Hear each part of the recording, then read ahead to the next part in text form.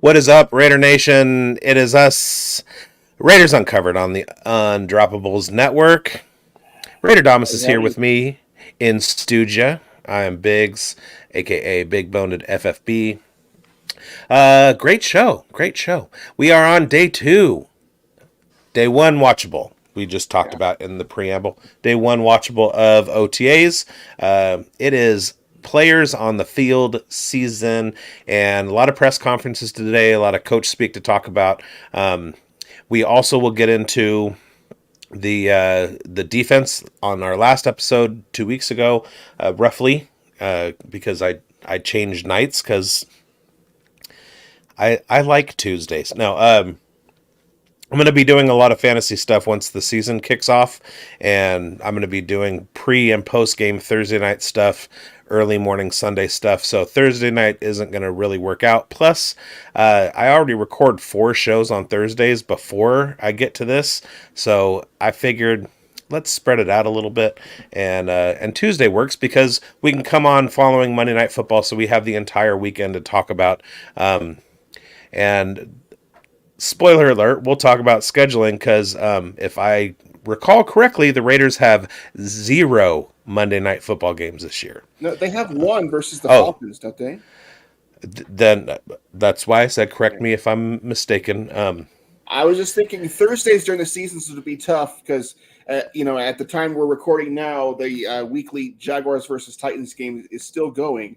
So we couldn't really very well do a show during it if I'm watching it. Well So, played. yeah. I don't think we have a Thursday night game, but we do have a Friday night game versus the Chiefs. It's a Black Friday game, the day after Thanksgiving, Yes. which I think in the future would be a good idea if it was an annual Raider home game for Black Friday. I think that would be, fitting of our image and our glory. So Yeah. I hope the Raiders have a game on Black Friday from here on out, and I wish it was a home game. This one is the at Kansas City game this year. But I hope in the future it's adjusted to a home game. I think that'd be really cool. I'm not really worried about at Kansas City. Okay, let's get into this. I'm gonna hit the intro, and then we're gonna talk about some stuff. All right.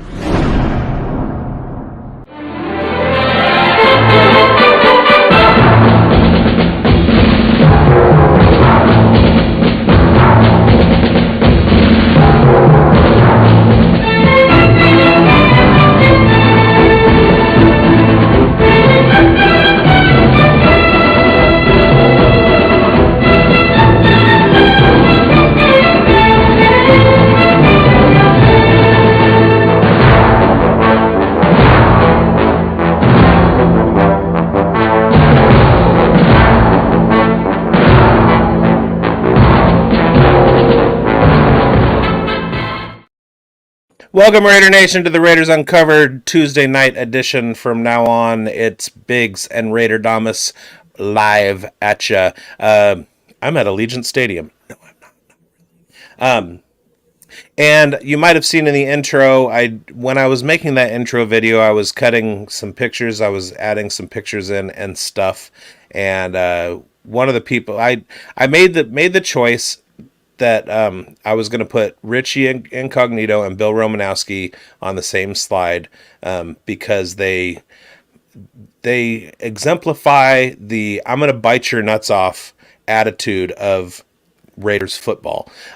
One guy who's not in the intro video is Raiders legend center Jim Otto, who recently passed away at the age of 86. So I wanted to do a little bit of a tribute to Jim Otto. Growing up in Northern California, I would drive up to Tahoe fairly often, and Jim Otto had a restaurant in Penryn.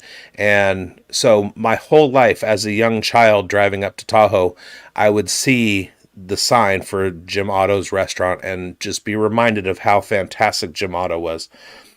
He was born in Wausau, Wisconsin. I have friends from Wausau, Wisconsin.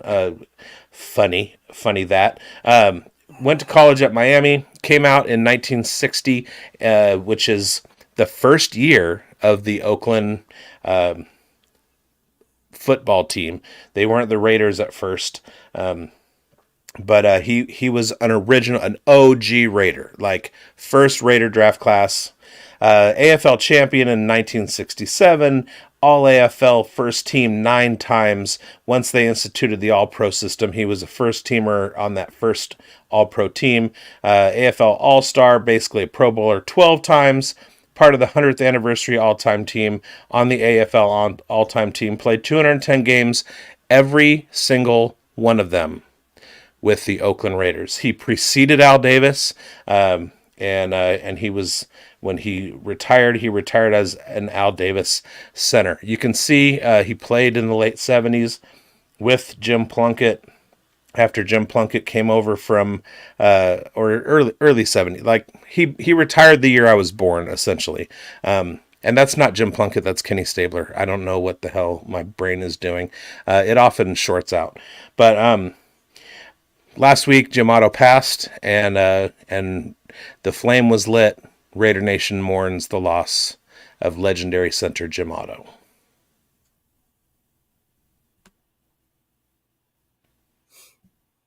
And that was a good, if inadvertent, moment of silence for him.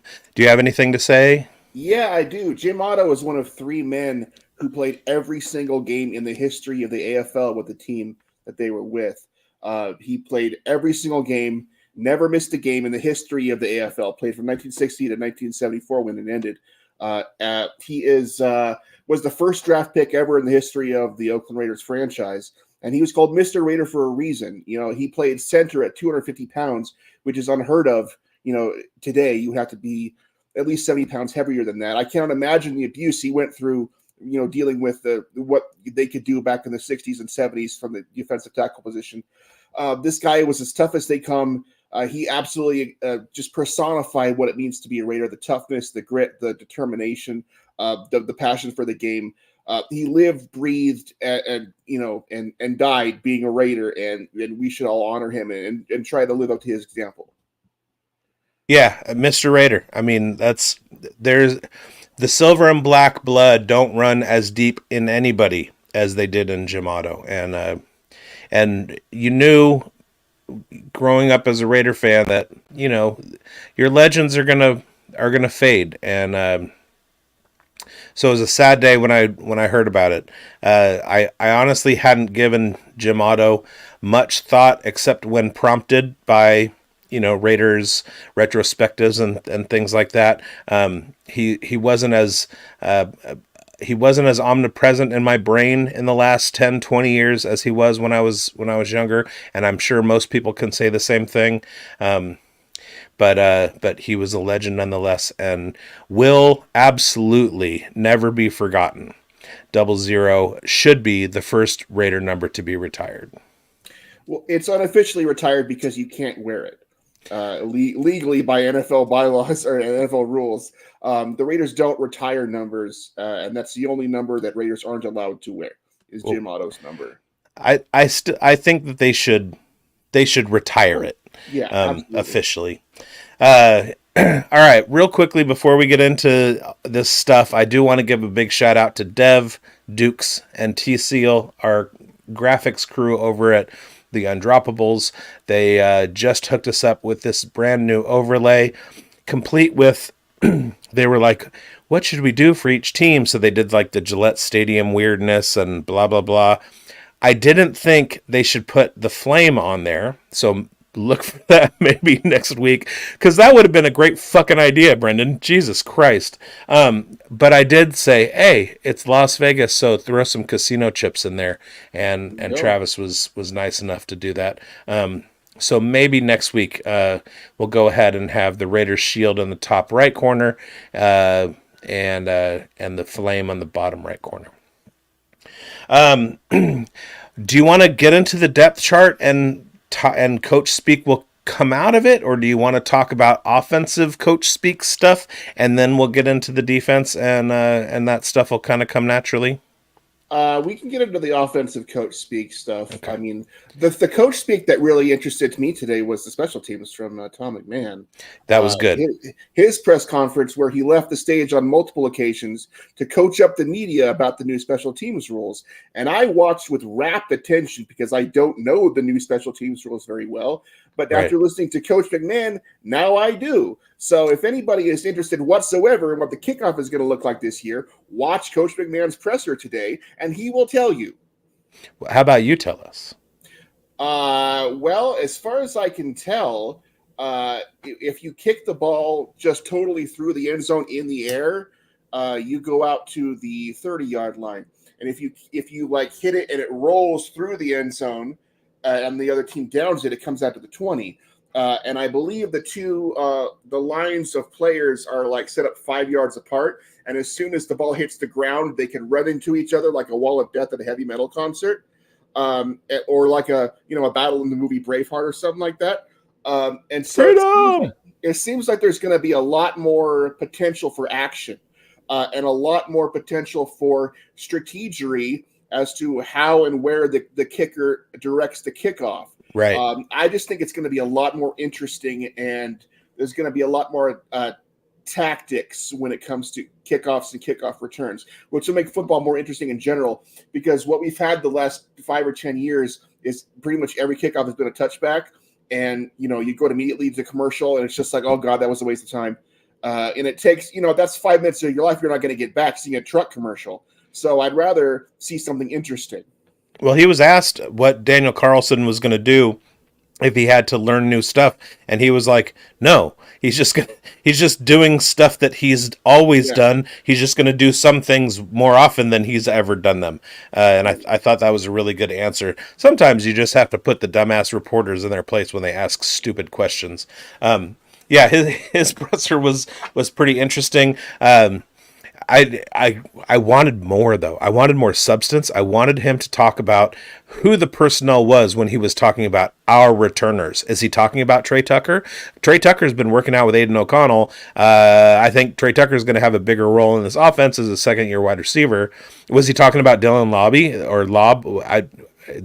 We still need to figure out like what that name is, and he didn't talk about him. I'm pretty sure it's Lauby. Yeah, but I've heard Lob too, and so I think that's people being ignorant. I'm pretty sure it's Lauby. I'm gonna do some more research. I need to do my research. Is it gonna be somebody else? There are other guys that are capable that have done it. We do have some backup wide receivers that can. So that's going to be interesting. One of the things that Antonio Pierce talked about post-draft was that Dylan L was going to have an opportunity to become that. That's part of his skill set is being that returner. And that's what I want, because the more he does that, the more he gets showcased as a player, the more he has an opportunity to get on the field as a running back. And I think he's going to do some dynamic things in the NFL, and I'm excited for it. Luke Getsy. He did a dynamic thing today. He caught a pass from Aiden O'Connell for a touchdown in the back of the end zone, tippy tip with his toes, and scored. And that was one of the the big plays that everybody was talking about it at day 2 of OTAs was that particular bullet pass from AOC to him. So he's already impressing.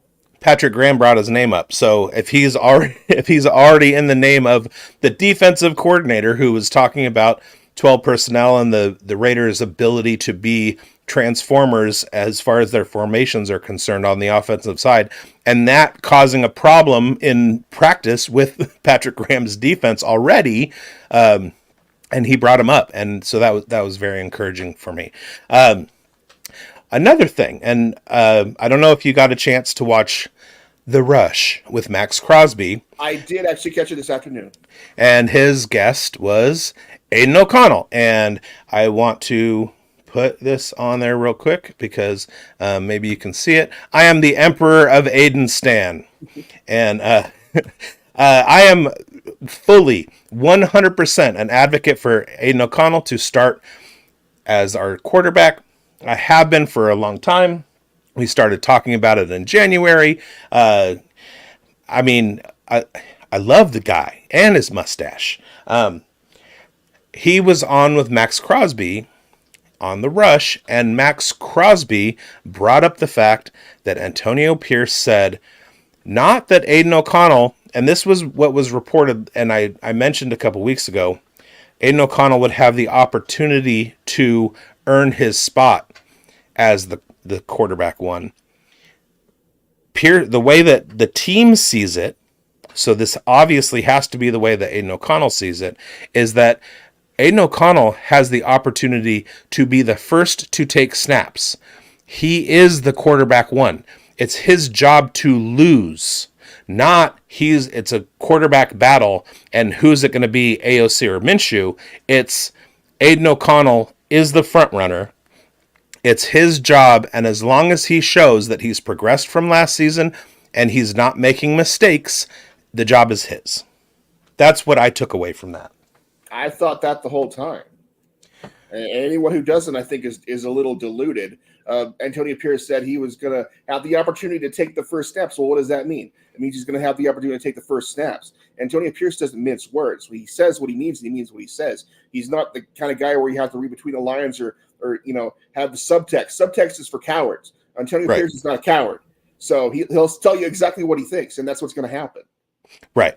So let's go ahead and put to rest any ideas that Gardner Minshew is going to be the starting quarterback for the Las Vegas Raiders. It's going to be Aiden O'Connell because Aiden O'Connell is good enough. Capitan Rafuccio is in the building, he says. Howdy, Captain. What's up, Capitan? What's up, Raf? All right. What else was there? Tyree Wilson we'll talk about a little bit later. Michael Mayer. Shout out Michael Mayer. My Wrigley Field. Ooh, it's a ghost. Hey. It's a ghost of my vacation. I got this when I went to stay in Illinois so that I could go see the Cal Bears play at Notre Dame, and I watched Michael Mayer score a touchdown. So it fits, even though it's from Wrigley Field, but they played football games there. They have played a few football games there, yes. So Michael Mayer was asked about how he's feeling getting into the flow of the system. And one of the more interesting things that I took away from his press conference was when he said that last season it took him 8 games before everything kind of clicked in his head and he got the offense. And at that point, boom, McDaniel is gone and Mayer gets hurt. So expect something similar. It kind of follows along the lines of most rookie arcs in their first year in the NFL. Tyree Wilson said some of the same kind of things. It does take about half the season for the brain to kind of acclimate, and that's with a full summer of practicing, OTAs, rookie camp, training camp, at preseason games, etc., and then 8 games into the season. So anybody expecting Brock Bowers to step on the field and be an immediate revelation? Anybody expecting the same from Decamarion Robertson or any of the other rookies? It's probably not going to happen. And I think this coaching staff is very, very well aware of what they have in the building and what those progressions are going to look like. Yeah, continuity in coaching is a big deal. You perform better when you're in the same system for years and years and years. It may have taken Michael Mayer eight games to, get acclimated to the system, but it took me about a game and a half to realize that McDaniel's system was absolute horseshit. So I can't imagine having to take it seriously for an entire season. Luckily, he's in a different system now, one that made his predecessor at Notre Dame, Cole Kmet, pretty famous. Yes, his predecessor and friend. Predecessor and very good friend. I want to take us back to the year 2020, which was Aaron Rodgers' best year of his career. Let's go in the Wayback Machine. Woo! Yes. In 2020, the Green Bay Packers, with Aaron Rodgers at the helm, had more touchdown passes than they had punts. And who was the passing game coordinator for Aaron Rodgers and the Green Bay Packers this year? Biggs, calling on you. Luke Getsy. Luke Getsy was the passing game coordinator for the Packers in 2020. And he ran a system that was very, very passer-friendly. And when he went to Chicago, he had garbage at quarterback, so he ran a system which was very run-friendly. And he used lots and lots and lots and lots of 2 tight end sets so that he could do what? Run the football. And that's what we're going to do with Zamir White. That's what we're going to do with 2 tight ends on the field. That's what we're going to do with 3 tight ends on the field because Harrison Bryant is still, as of this day, a Raider. So if you have Zamir White in your fantasy team, you're going to be very happy. I think if you have Michael Mayer, you're going to be very happy, because I think after week 3 or 4, teams are going to be so scared shitless of Brock Bowers that Michael Mayer is going to become totally unnoticed. And I think he's going to have a monster year. He said in his press conference today that he had focused on getting faster. And if he's faster and also has some sort of grasp on the system, I think he's going to be more or less unguardable. So I think both of those guys are going to have pretty big seasons. I wouldn't. I don't know if I put a whole lot of stock in like guys like Trey Tucker or anybody below him on the depth chart, because I think when you get to your third or fourth progression, you're going to find somebody open, because these guys are all really, really good. Devontae's going to have a big year. Jacoby Myers is going to have a big year, because that's just what that's what Luke Getsy has shown in the past. He can make people, get open and useful, no matter who they are, who the quarterback is. Right. You could say that Aiden O'Connell is probably a better passer than Justin Fields was last season. Absolutely. Was an excellent runner, but as far as pure passer, he left an awful lot to be desired. So I just think the Raiders' offense is going to click at some point this year, and their defense, I don't think, is going to have any issues at all. Christian Wilkins is going to come in, and their defensive line is going to be, Hey. one or two. Nope. We'll get spoiler. I'm ranting right now, so I apologize. I'll just leave it there, and we can talk about whatever you want to talk about, sir. Oh no, I wanted to continue talking about Michael Mayer. He was asked about 12 personnel, and he mentioned that he had spoken with Cole Kmet, good friend, like you said, predecessor at Notre Dame, and he's very excited. He's very excited to sink his teeth into this offense, and I mean, you're right. It's going to be a big year for Michael Mayer. 2 tight ends, especially as dynamic as the 2 that we have, are going to be able to coexist. And one of the things that Patrick Graham said was it's really tough to double team. Everybody on the defense is going to require double teams. Well, that's going to be the same in the passing offense. Everybody is going to be requiring attention. Devontae Adams is going to need double teams. Brock Bowers is going to need to be bracketed. Jacoby Myers gets himself open. Zamir White is a capable pass catcher. Dylan Lobb is a fantastic route runner. Everybody is going to require attention, and when that is the case, you can scheme mismatches. That's what the Chicago Bears did last year. That's how DJ Moore had a huge year with a terrible quarterback. I wanted to mention about Luke Getsy. In 2020, there was a fantasy tight end who came on the scene and just sort of exploded out of nowhere, and that was Robert Tonyan. I'm sorry. Did you want to answer that one? That was Robert Tonyan, as I'm Big Bob. Big Bob Tonyan.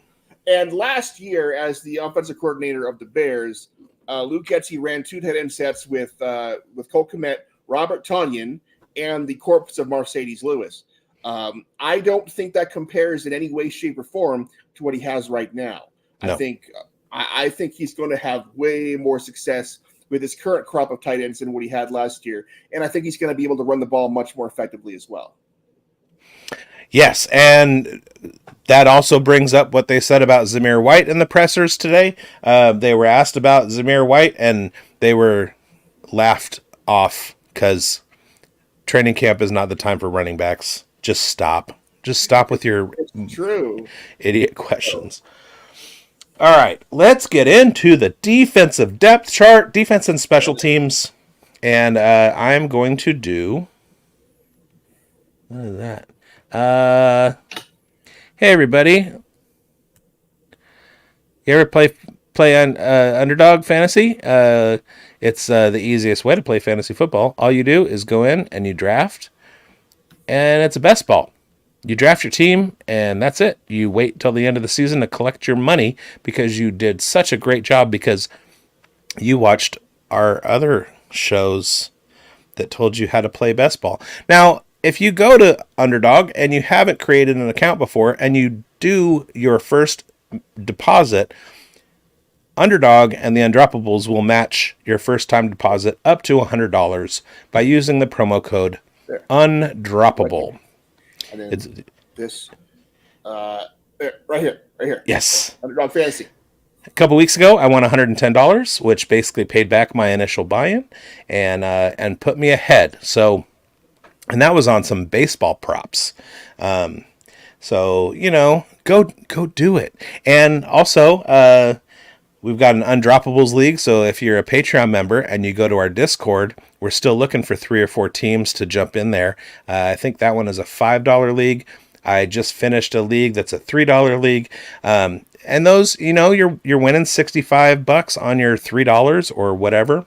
I've done a few drafts this year, and I'm really excited. I'm gonna come out with some money next January, and that's gonna fund all of my fantasy stuff for next year. So go to Underdog, create an account, put in your first time deposit, and you will get matched up to $100.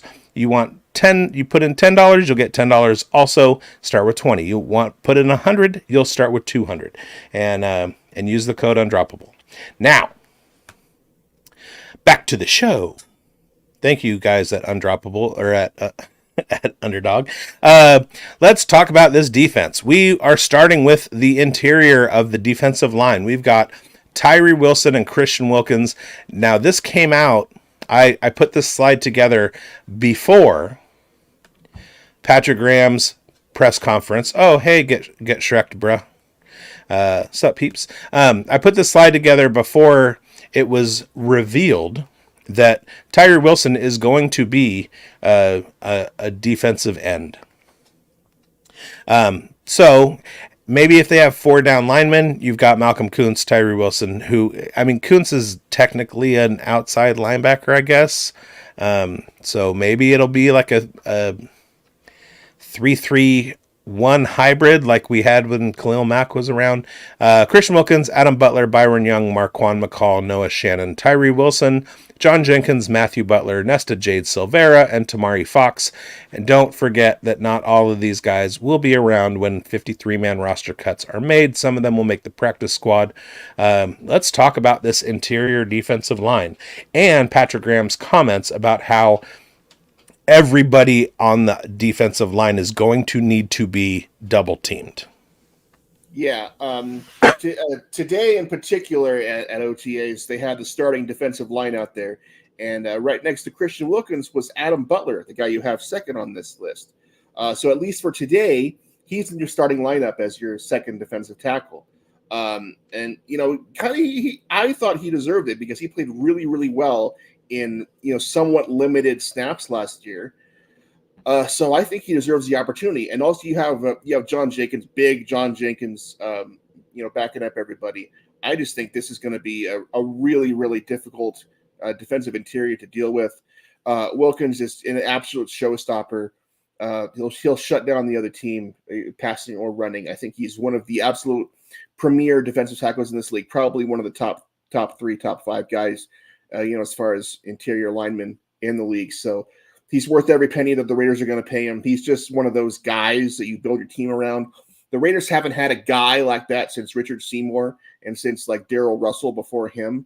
And the defense has really suffered because of not having a guy like that. There have been regimes in the recent past, who have treated defensive tackle as fungible and linebacker as fungible as well, and put all of their resources into cornerbacks and defensive ends. And that's a strategy, but I don't think it works. Because if you do that, you leave the middle of the field more or less unguarded, and teams will take advantage of that. They're not stupid. So you just have to have guys like this.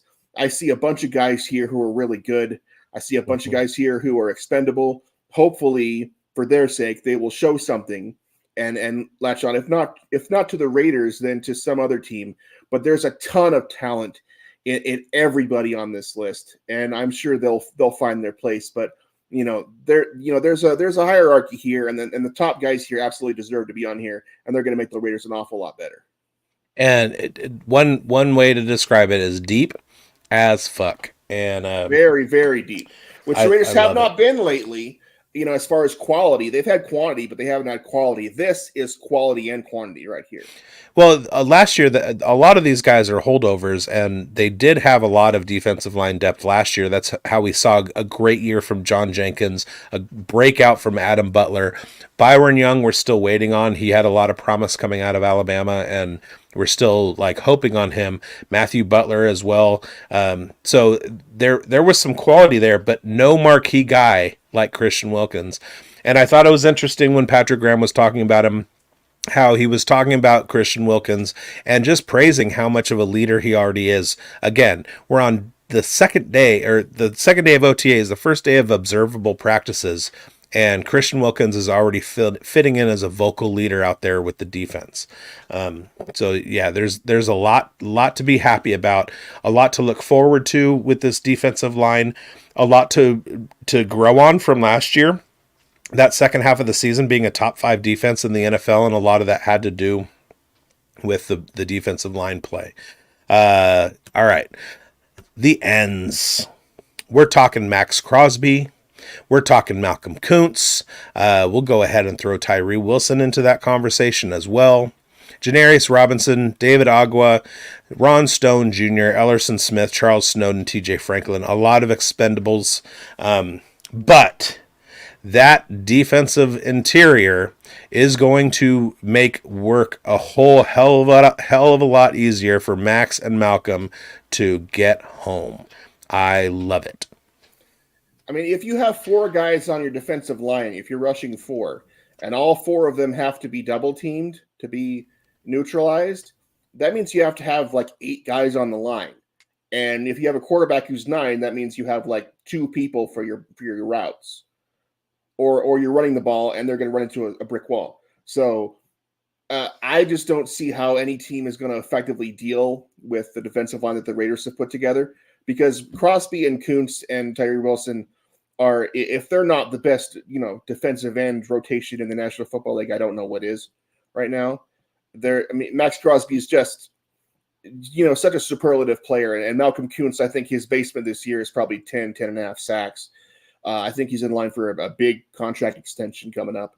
Absolutely. I just think they're going to terrorize people, like the New York Giants did when they beat Tom Brady in the Super Bowl twice. They did that because they had depth and because they had quality on their defensive lines. They weren't great really anywhere else. I mean, Eli Manning is, he's good, but he's pedestrian compared to some of the quarterbacks we have in the league now. They won because they invested heavily in their defensive line and because they could rotate, 9 or 10 guys in and out and always be fresh. And the Patriots could not deal with that. With what we have here, the Raiders can effectively do that right now. And I think they're not, other teams aren't going to know how to deal with that. I think listening to all of the pressers today, there seemed to be an emphasis on 12 personnel, at least on the offensive side with the Raiders, on top of the fact that Patrick Graham was talking about that being such a problem for his defense in practice. One of the things that we've seen over the last decade in the NFL is a propensity for teams to go into like kind of a Miami style ultra speed, five people out in the passing game, kind of an open it up, like an open passing game, throwing the ball 650 times a season. The Chargers have been traditionally trying to do that, especially with Justin Herbert. You have the Rams who were doing that for a while. It seemed to be a big trend in the NFL.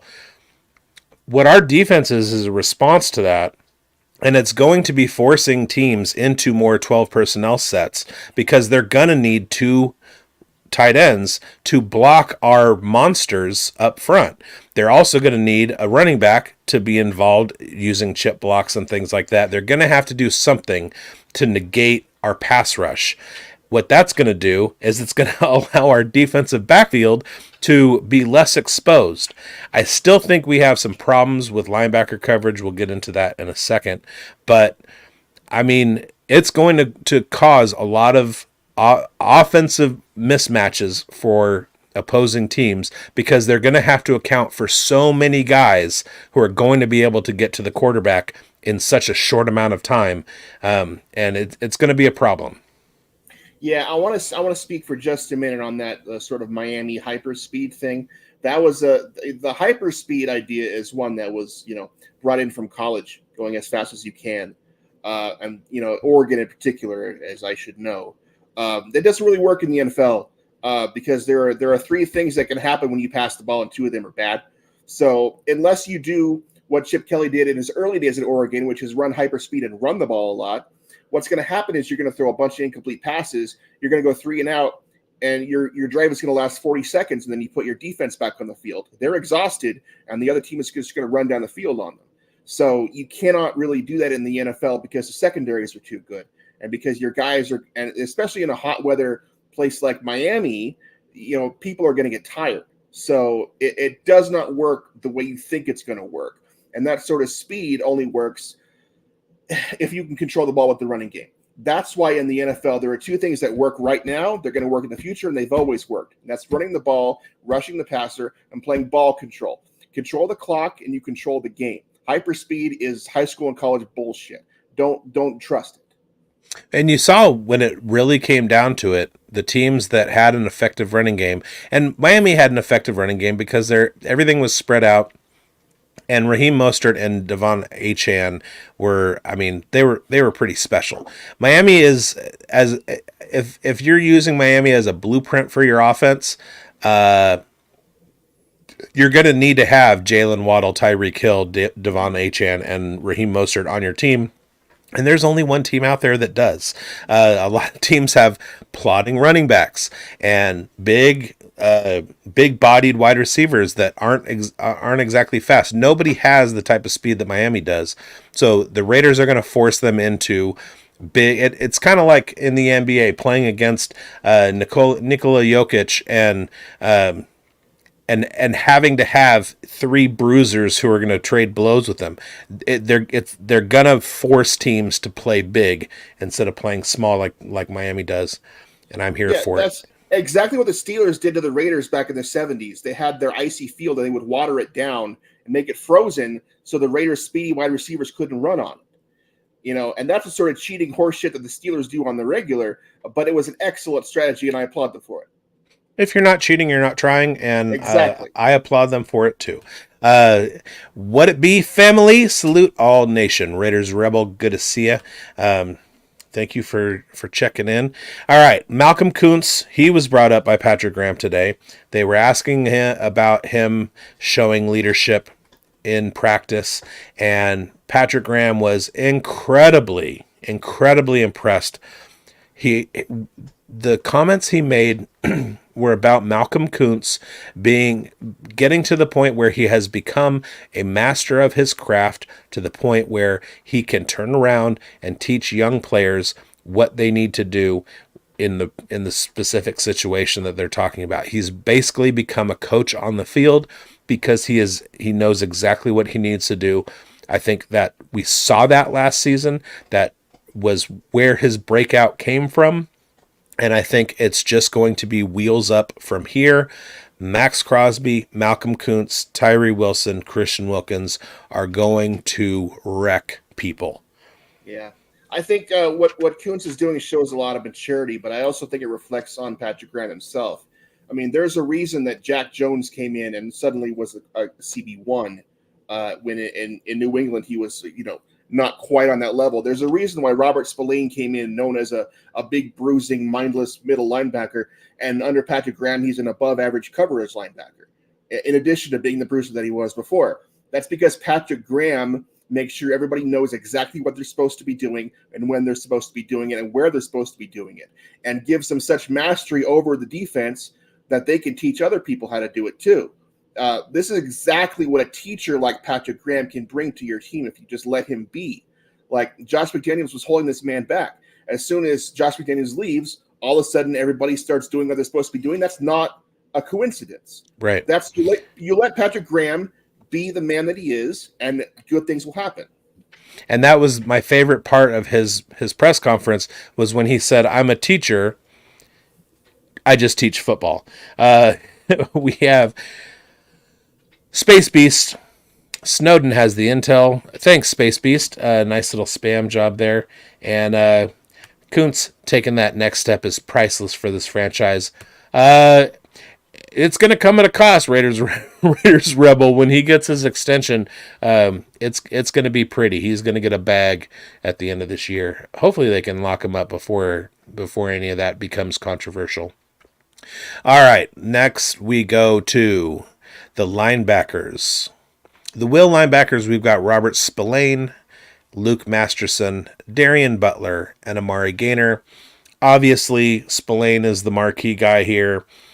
Luke Masterson, I like him. He played well in a backup role last year when he was forced into duty, and he was part of that top 5 second half defense.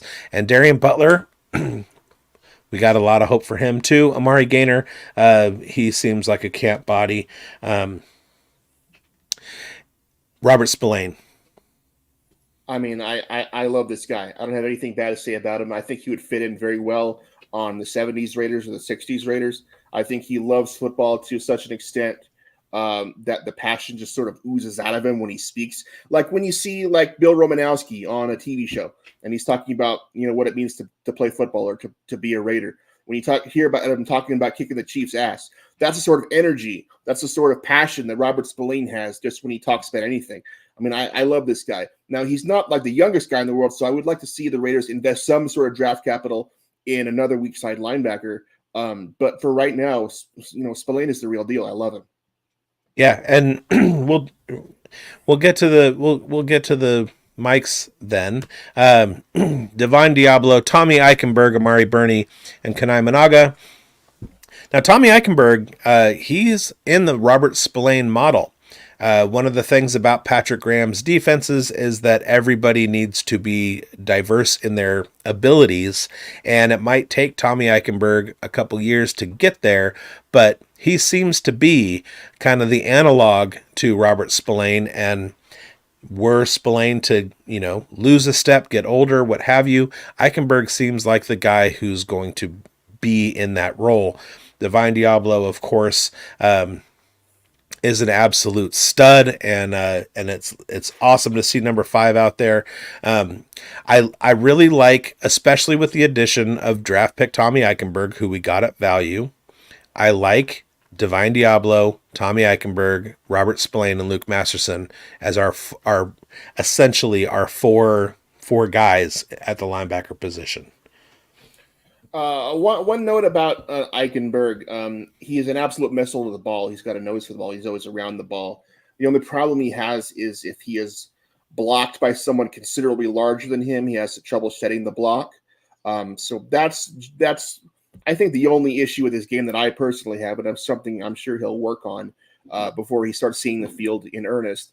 About Burney, there's this one particular very famous clip of Brock Bowers catching this bobbling ball on the sidelines where he just sort of taps the ball up to himself. And who was guarding him but Florida Gator Amari Burney?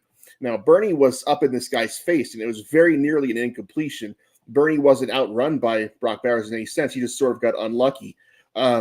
So that's just, one of those amazing things that an elite player like Brock Bowers can do. But, it doesn't necessarily reflect poorly on Burney. And I think Right. I think he has a lot of potential that has yet to be unlocked. Yeah, second-year guy, and watching him come out in the draft last season, it was kind of like, hey, maybe this guy's going to do some things. Raiders Rebel checking in with Spillane reminds a lot of Bill Romanowski. Let's hope that that's more in terms of quality of play. The attitude, love it. I mean, Romanowski was an absolute monster. Like, I don't want to say evil, just real. He was a competitor. He was a psychopath. That's a better way to put it. Was, and that's good until you start going psychopath on your own teammates, which he did, more than once. Right. So we got to direct that energy outward. Exactly. Like in Waterboy when he's imagining other heads on his opponent's bodies, that kind of thing. I'm still a huge Romanowski fan. Raiders legend. Shout out Bill Romanowski. All right. Moving on to the cornerbacks. We've got right corner Jacorian Bennett. Did I spell that wrong? I think you're missing an E. DeCameron Richardson. I did it. Yeah, that was stupid. MJ Devonshire, Rashad Williams at nickel. Nate Hobbs and Sam Webb. Sam Webb broke my heart so many times last season.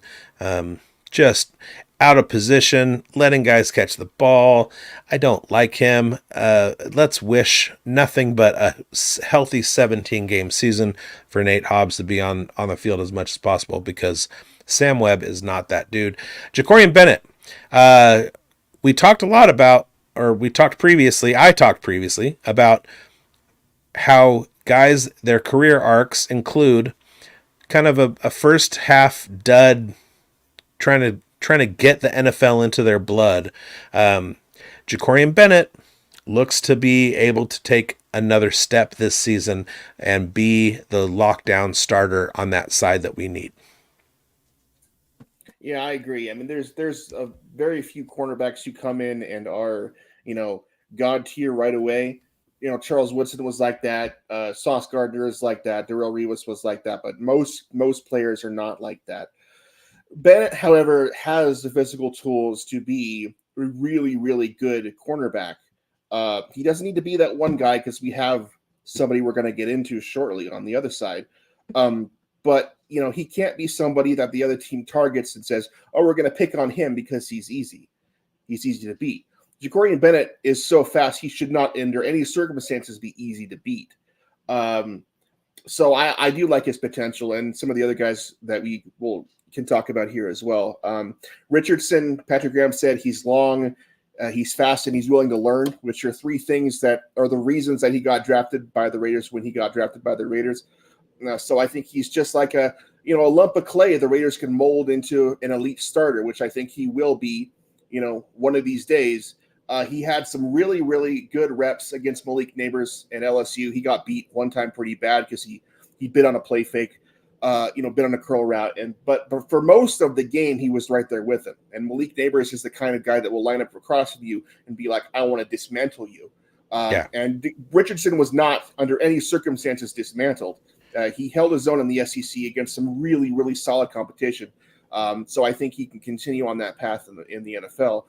Devonshire from Pitt, last pick of the draft for the Raiders from Pitt, but he's a much more solid player than you would think. The thing about this particular draft class is that there are a lot of players who fell that shouldn't have, and that's for two reasons. Number one, that we had a COVID year where there was a lot of guys who were older, but the flip side of that is they had another year to develop, physically and mature. Right. The second reason is that there are so many teams in the NFL right now who do not know how to draft. They are awful, absolutely terrible. And there are guys who were undrafted free agents this year who would have been taken in the third round 2 or 3 years ago. This draft was so chock full of talent and so mismanaged by so many GMs and front offices, it was ridiculous. So that's why we have really good players like MJ Devonshire taken in the 7th round, really good players like Trey Taylor, the Jim Thorpe winner, taken in the 7th round, because people don't know what the hell they're doing. And I'm glad for once that the Raiders do.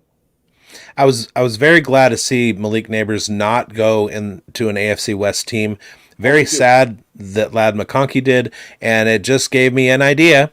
I'm going to go try and find some Ole Miss and Georgia games to see if there are some DeCameron Richardson reps against Ladd McConkey. Well, you won't find him on that because he played for Mississippi State. That's what I meant. You know what I meant. Some Bulldog stuff. All right, real quick, we had Webb cut this year in Raiders Rebel Opinion. Awesome.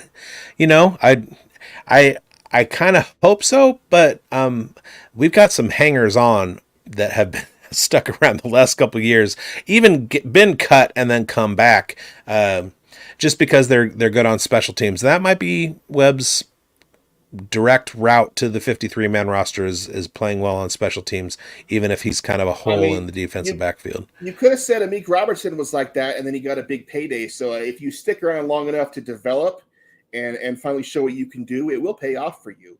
It's just hope you don't get cut in the meantime. I was thinking more of one of the Gus Bradley's guys. We got Wrath in the house. Hey. Hello, salute. Happy Tuesday, everybody, from Daniel Berry Sports Highlights. Happy Tuesday. We are on Tuesdays now. Glad you somehow got the message. But yeah, go ahead and like and subscribe and check us out on Tuesdays. What's happening, Raph? Hey, I'm doing good. Speaking about for Sam Webb, I mean, he was just like the practice squad, and he was playing like at the 17th, but he was kind of like he missed most of the summer with injury, and he struggled when he got healthy. Because you can't possibly think about for undrafted free agency is gonna save the team's room. I mean, we just got on the roster who actually they just got out a good season. Much of the get a right shot right now because I don't think that's in well is gonna be to bring anything to the table. I'm pretty sure that he's a fan for the coaches to get bring in. And we need something like a better at the quarterback. And so people doesn't understand whether they need like an online depth. That's sort of the biggest eyesore. But I think that how they really became like what are those players? I mean, he carried out for the plays right now.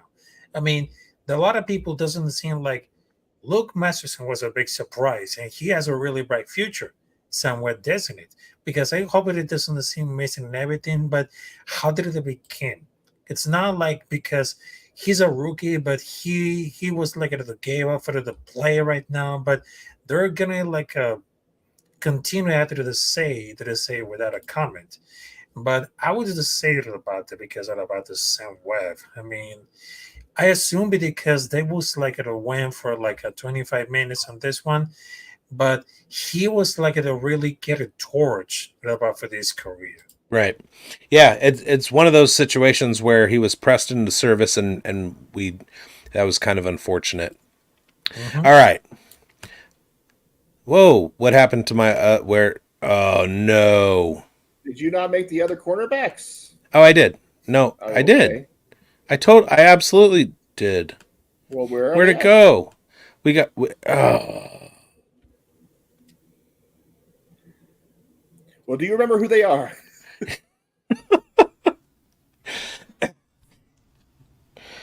We can just talk about Jack Jones for 20 minutes. Mostly. Let's start with Jack Johnson. You mean the boxer? Oh, hmm. Yeah, the classic boxer. Um, no, God damn it. I absolutely uh very probably just forgot. I swore I did. I don't understand how I could have not. All right, Jack Jones, Brandon Faison. I know I did because I know I had Brandon Faison on one of them, and that's who I was talking about when I was like hangers on part of the Gus Bradley era that I didn't want back. Jack Jones, Brandon Faison, Cornell Armstrong, Jaquan Shepard, Woo Governor. And I remember putting Woo Governor in there too. I don't know what happened because I wanted to talk about Woo Governor because Woo Governor. Oh, That's such an elite name. that's God on the damn all. it. It's on the all name team for the year, I think. Yeah. Yeah, I think it's happening. All right. Protect the Shield podcast says, Salut, Rafa. Yeah, with PTS. So Jack Jones is really the only one of note. We're gonna see. I think a really big year out of him, and Brandon Faison, special teamer. He's another guy, kind of like Sam Webb. Good to have, has the depth piece, and we just hope he doesn't Yeah, get he on the was. field a whole lot. Faison was a bright spot. I mean that conservatively on a pretty bad Raider defense a few years ago. Yeah. He was like one of the only cornerbacks who actually could play the position. I do want to talk about. I want to talk about Jaquan Shepard though.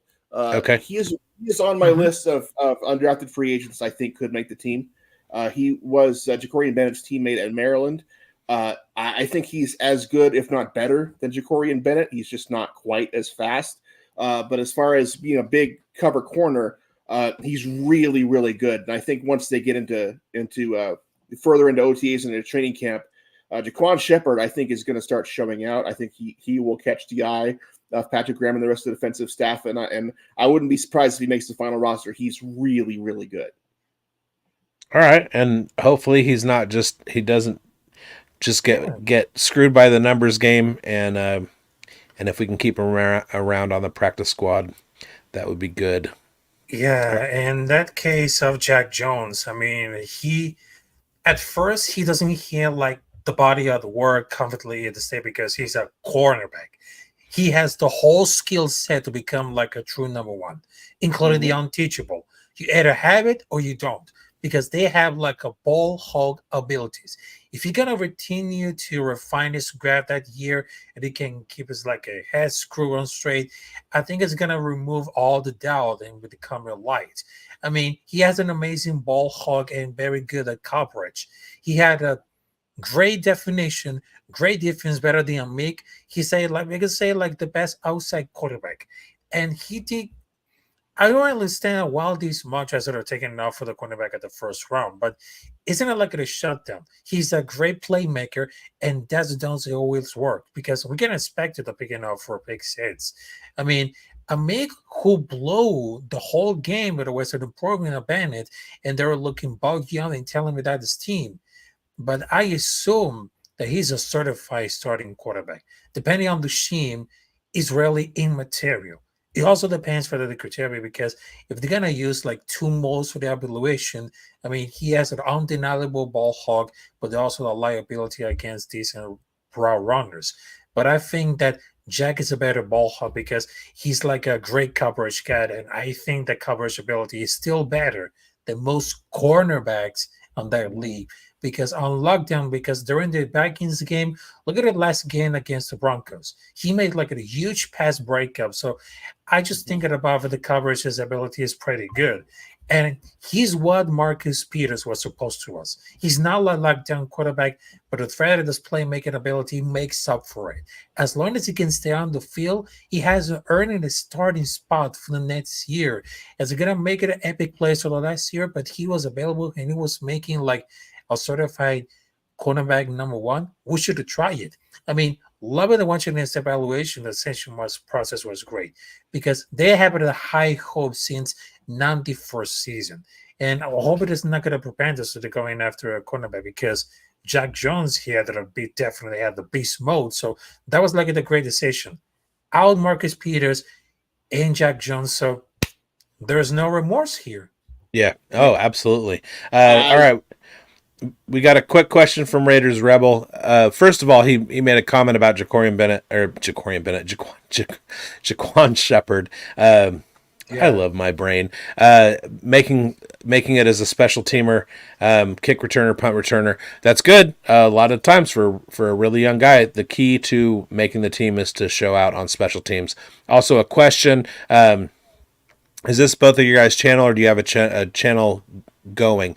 So basically, what this is we are part of the Undroppables.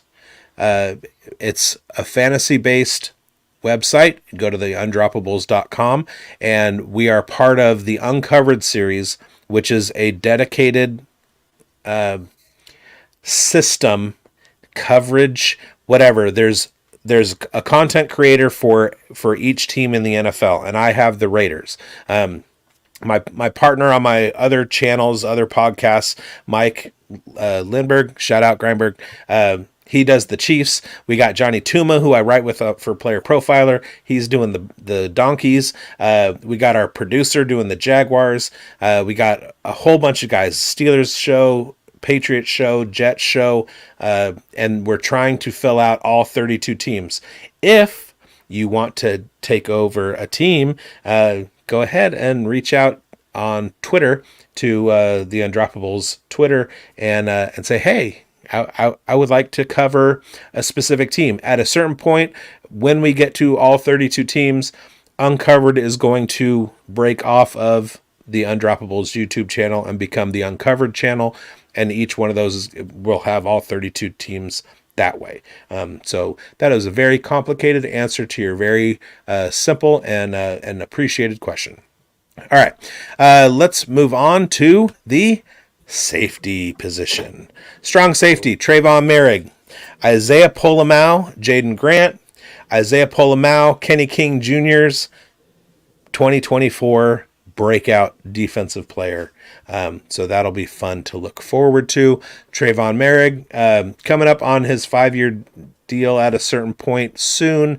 We'll see what happens with that. And safeties look good.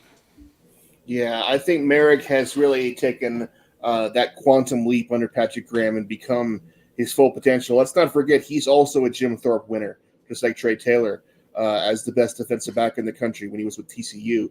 This guy's no slouch. He was a second round pick, and he is just finally living up to that potential and being the absolute stud that we know he can be. And I think he will get a contract extension with the Raiders sooner than later. And I'm looking forward to seeing it. To Rafucio's point about Jack Jones making those plays as the number one corner, one of the things with the hallmarks of a really top defense, like the Raiders have been and continue to aspire to be, is causing turnovers. And when Jack Jones joined the team, when Antonio Pierce took over and brought him in, turnovers came along with him. That kid is lightning in a bottle. We do not win that game against the Chiefs in Arrowhead last year without Jack Jones' pick six of Patrick Mahomes. Jack Jones was making plays like that all season long when he was with us. He did that against the Chargers. He did that multiple times in multiple games with the Raiders. And I think he's going to have a fantastic season this year, and I cannot wait to see what he does. And he fits perfectly with his attitude, his love for the game, his exuberance in this locker room. I think he's a great piece, and I hope he stays a Raider for a very, very long time. Yeah, there was a guy that played cornerback. I forgot who it was. He played for the New York Giants the last season that Patrick Graham was there, and had a pretty good game when the Raiders went and played in New York the last time that we played the Giants. And he's bounced around the league. I think he played for Indy for a second. I think he might have gone to Baltimore, but he's not on their depth chart. He could be in. He's not in. Dang it. On the Chargers, I don't think it was Stephon Gilmore. His last Bradbury. James Bradbury. He's with the Eagles, right? Is he on the Eagles now? He became a free agent, and I really, with Patrick Graham coming over to the Raiders, I really wanted the Raiders to sign him because some of the things that he was doing, when I watched Jack Jones last season towards the end of the year, one of the things that he reminded me of was the way that James Bradbury played in Patrick Graham's defense on the New York Giants, and he was stellar. And I think Jack Jones is going to fit. I think what we saw in the last 5-6 games from Jack Jones last season, it's going to be a full season of that, and I'm excited for it. I agree, 100%. Yeah, and of course for Trevor Morrick, I mean, he was taking like the next step in the next season into the top 5 safety, because we all know he can have it after this rookie season. But I'm gonna predict him like at a 4-year, $640 million contract for the next season. I mean, he was like the most underrated Raider. There has to be Colton Miller, not for us, but in the league has a general underrates him majorly. I mean, he's a top tackle in the league, and he can be like all pro during his career. I mean, he has one of the best tackles, Wes Easley. I mean, another guy has to be like, as he was so solid for the last season, and those Eagles fans for hating on him naturally, and there's like a safety room that I was like the last season without him. I think it's not gonna be like a superstar, but he has made like a great role player and mentor to our young defensive back room.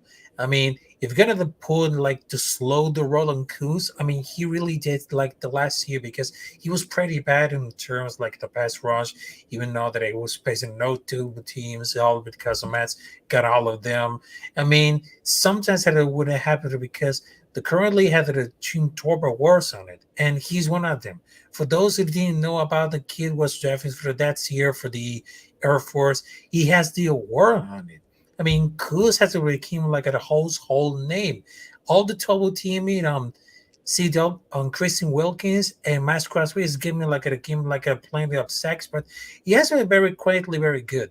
You think it might he gotta be like another reception or two for the last season, but he didn't have like a cast. But they said how many the games are about it.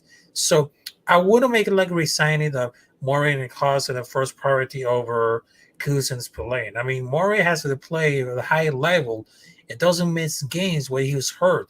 Kuz has only one decent season. It might be like getting started over with in the upcoming season.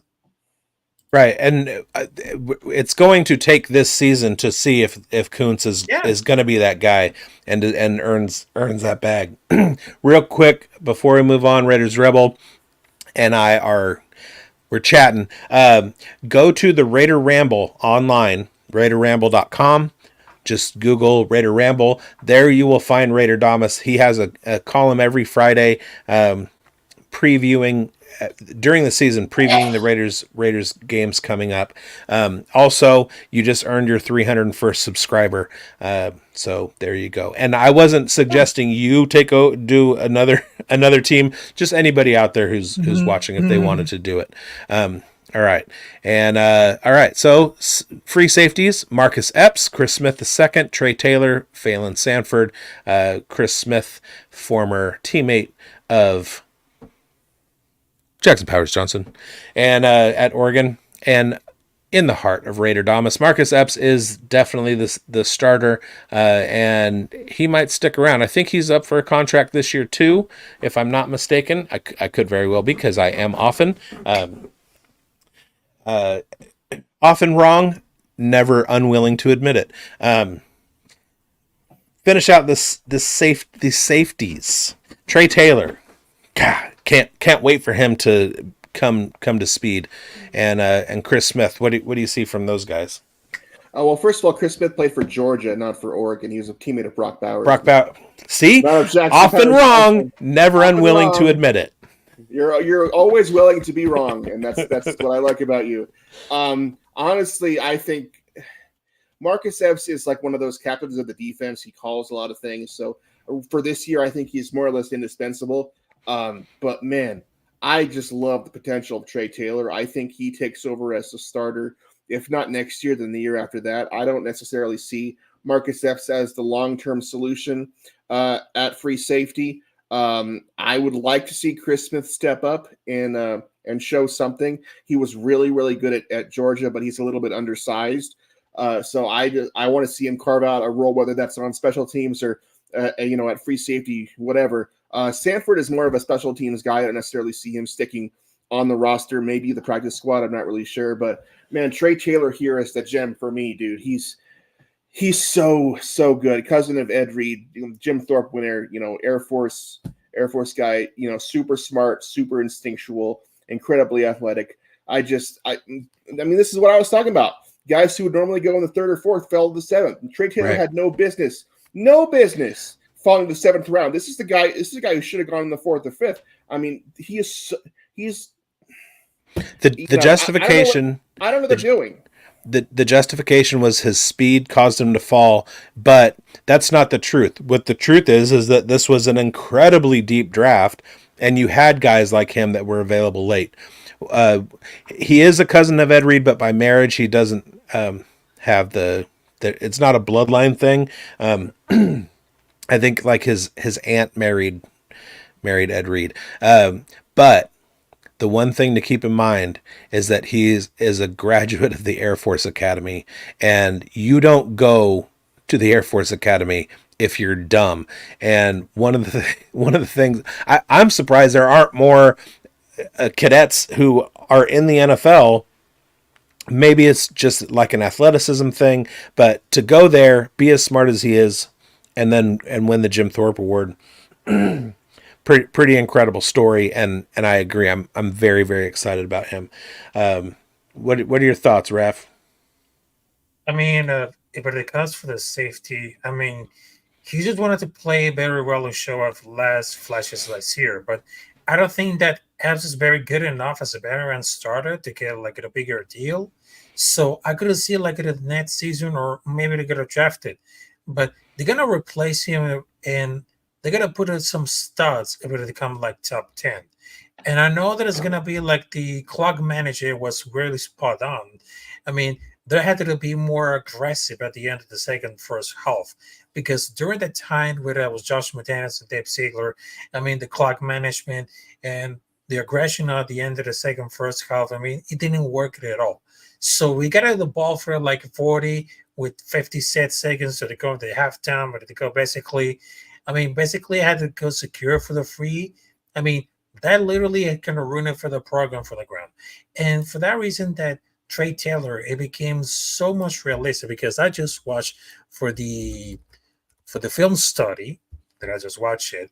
I mean, he was like, I'm very stuck to bring someone who literally is going to be limited in size, but I think that it's going to be so incredible. I mean, it's going to like defensive back, but they got to bring something new. But it's going to be so limited in size, but I think I think it's gonna be talking to be interesting about that. But he's Well, gonna be like a main linebacker on the system, right. safety. I mean, pretty impressive. One of the things about playing safety is that you need to be in the right spot at the right time. And I think Yeah, that's going to be something that Trey Taylor brings to the table. He's not going to be caught off guard and not in an incorrect position. And that's one of the things about safety is that there have been a lot of very successful safeties who were less on the athletic side than a cornerback, and that's one of the reasons that they play safety is because they're not athletic enough to play corner.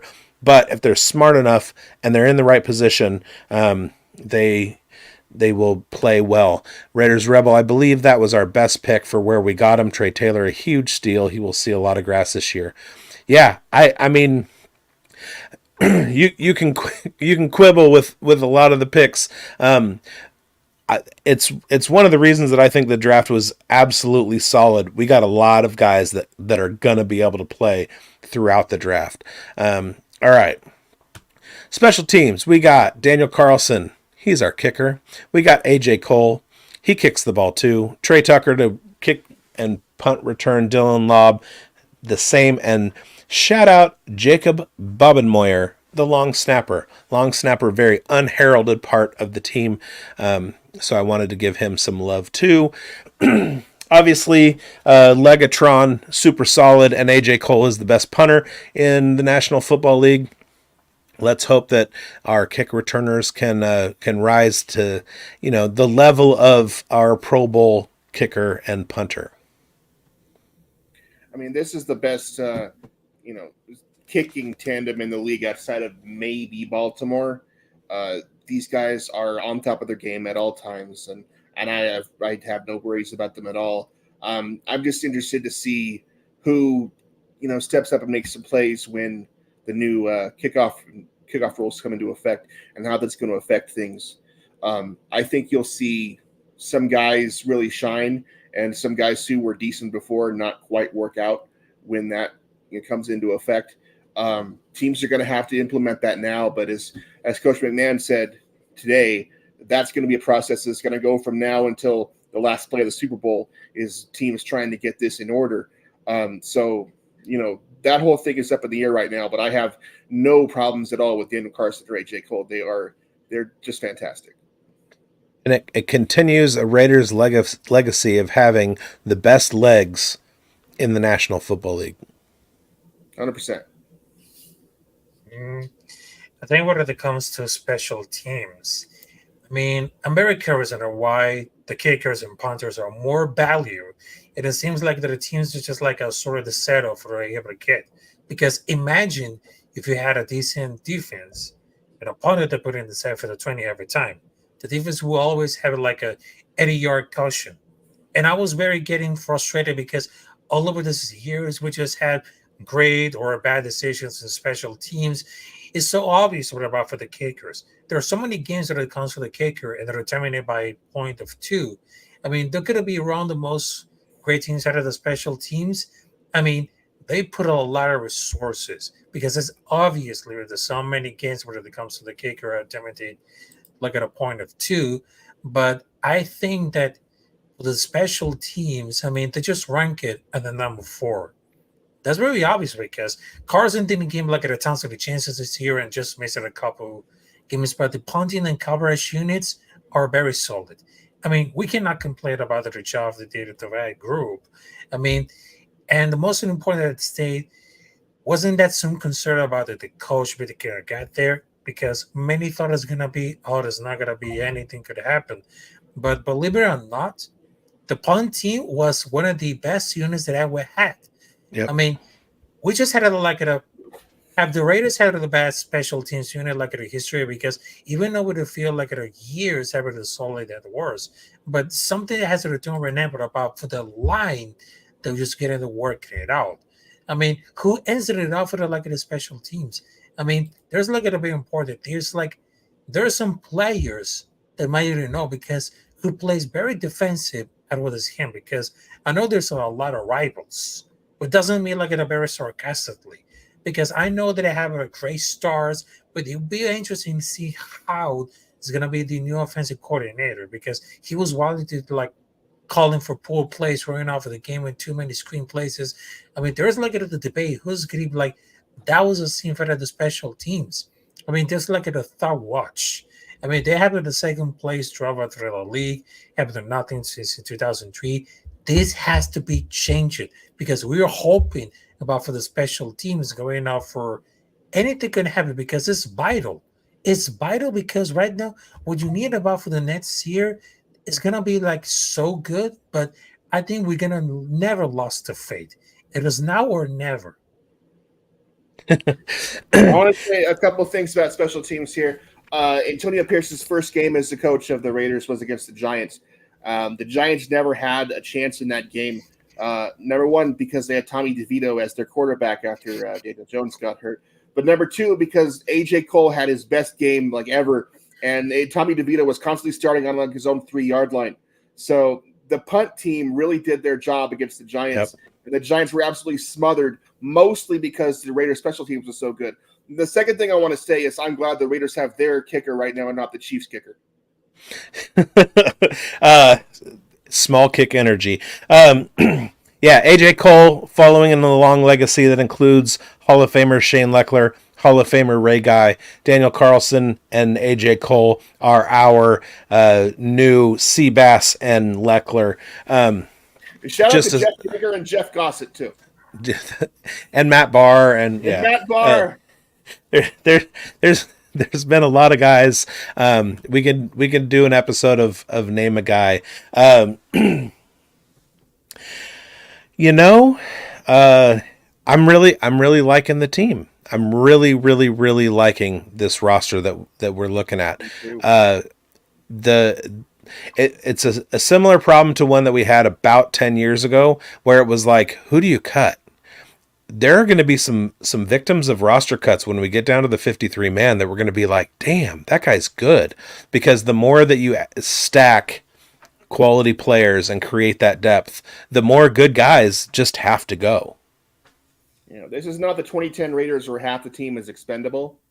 There's about 3 or 4 guys that you have showed on these depth charts that I'm like, yeah, he's not going to make it. The others are like, hey, if you play in training camp, you can make it. We have some real ballers on this team, even the undrafted free agents. Like I think there's 5 or 6 of them I think could reasonably make the roster. I think there's some guys that the Raiders have signed that aren't going to make the roster, like Michael Gallup. I don't think he's long for the team, honestly. Maybe he proves me wrong, but I would take Tula Griffin over Michael Gallup on this team.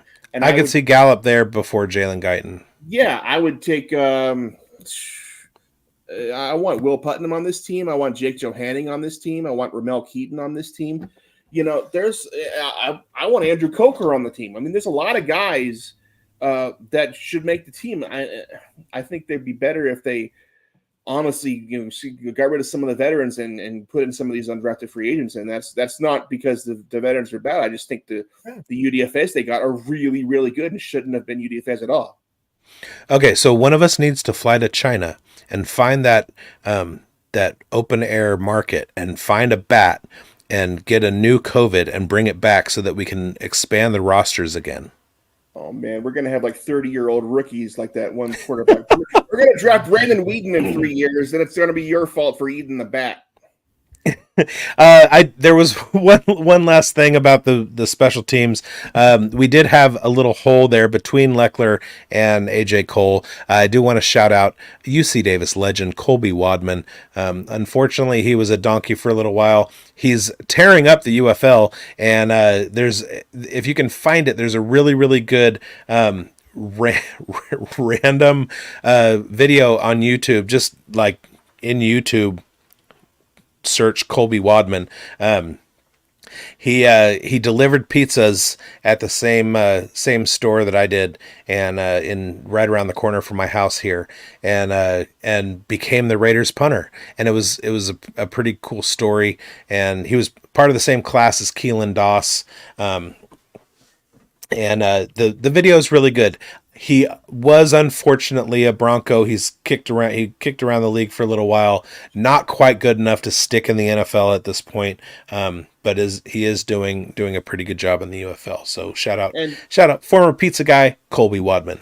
And shout out to Raider legend Marquette King as well, who also filled in as punter in those dark years for us. Well, Wadman and Marquette King flipped. So Marquette King was the Raiders punter. Colby Wadman came in. They shipped Marquette King off. Well, they shipped Marquette King off. Wadman came in. King went to the Broncos. Then they shipped Wadman off when Marquette left the Broncos. Wadman became a Bronco. They were like flipped back and forth. So it was kind of weird. Shout out to Leo Araguz. Yes, hello to Leo. Speaking of Leo, Leo, wow.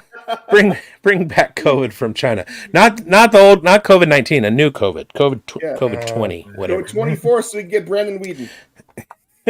Yeah, something like that. All right, you guys. Hell of a show. We'll be back next week, Tuesday night, 8 o'clock Pacific time.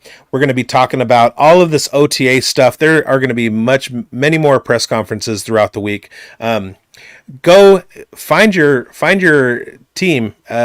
Do your first deposit on Underdog Fantasy, and Underdog will match you $100 up to $100 on your first deposit. Tuesday nights, 8 o'clock Pacific. From now on, throughout the summer, we will be bringing you all of the uncoverage. I want to shout out Raph. I want to shout out Raider Damas. Raider Damas, tell them where to find you. You can find me during the season with my Raider Damas Friday or Saturday foretelling, where I roast the team that the Raiders are playing that particular week on RaiderRamble.com during the season. And you can find me on Twitter at Raider Damas. Are you going to be doing an article on Thanksgiving before the Friday game, or on Wednesday, or on Friday morning? That usually gets published a few days before the game if it's a midweek game, so I'll probably have that going on Wednesday morning. All right. Better to write it before you get tryptophan sleepiness and absolutely. Don't want to be writing that the night before. Can we do a segment where all of these lines that you've been working on for your articles, as we go out, you just like throw one out there? You want to make that a thing? You don't have to. You don't have to reveal anything. I might want to save that for the season, but if I come up with any really good nuggets of gold, I will share them. All right, Raph, where can we find you? All right, so my social media is at the Capitan del Fucho, so you can follow me on Twitter, Instagram. Also, I'm going to make sure, because probably this week, I'm going to do a special episode dedicated to the legendary Jim Otto, and of course, talking about for the undrafted, and of course, for the mandatory minicamp, and some players that we're going to look at on this season that we're going to talk about for the offense, the defense, the quarterback, and of course, we just wanted to make like a tribute to the one and only Jim Otto, and of course, we're going to talk about for the experience, and of course, a legacy of the career, because he's the greatest one. So yes. Raider 0-0. Rest in peace, Raider. Yeah, we had a little tribute to him at the beginning of the show. Sorry you weren't here for that. And when is your show? Thursday night still, or are you doing Friday?